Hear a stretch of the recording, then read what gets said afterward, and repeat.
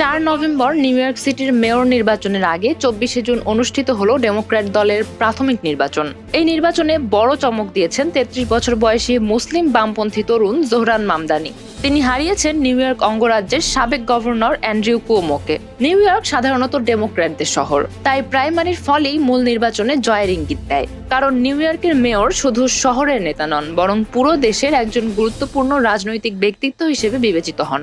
সর্বশেষ 3 জন মেয়র পরে প্রেসিডেন্ট প্রার্থী হয়েছিলেন। জোহরান মামদানি জিতলে তিনিই হবেন নিউ ইয়র্কের প্রথম মুসলিম মেয়র। একই সঙ্গে ভারতীয় বংশোদ্ভূত মা বাবার সন্তান হিসেবে তিনিই হবেন প্রথম মার্কিন মেয়র। কিন্তু কে এই জোহরান মামদানি? জোহরান কোনো রাজনৈতিক পরিবারের সন্তান নন। প্রথাগত রাজনীতির বাইরে থাকা এই তরুণ প্রাইমারির আগে ছিলেন অনেকটাই অচেনা।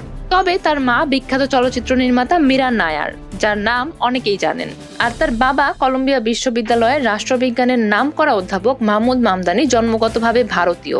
জীবনের প্রথম ভাগ কাটিয়েছেন উগান্ডায়। সেই সূত্রে জোহরান মামদানির জন্ম উগান্ডায়। যখন তার বয়স 7 বছর তখন তার পরিবার নিউ ইয়র্কে চলে আসে। ভারতীয় বংশোদ্ভূত মা বাবার ঘরে জন্ম নেওয়া মামদানি 2021 সাল থেকে নিউ ইয়র্ক অঙ্গরাজ্যের আইনসভার সদস্য হিসেবে দায়িত্ব পালন করছেন।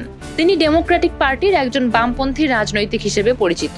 জোহরান মামদানি জোরালোভাবে ফিলিস্তিনিদের অধিকারের পক্ষে কথা বলেন। 2023 সালে গাজা বিরোধী যুদ্ধে বিরতির দাবিতে তিনি হোয়াইট হাউসের বাইরে অনশন করেছিলেন। তার ইসরায়েল বিষয়ক অবস্থানের কারণে যুক্তরাষ্ট্রের অত্যন্ত শক্তিশালী ইহুদি লবিরও বিরোধিতার মুখে পড়তে হয়েছে তাকে। নির্বাচনী প্রতিশ্রুতিতে মামদানি উচ্চাভিলাষী। ভাড়ায় স্থিতিশীল রাখা, সরকারি বাসের ফি তুলে নেওয়া এবং নগর কর্তৃপক্ষের মালিকানাধীন সাশ্রয়ী মূল্যের মুদি দোকান তৈরির ওপর তিনি জোর দিচ্ছেন।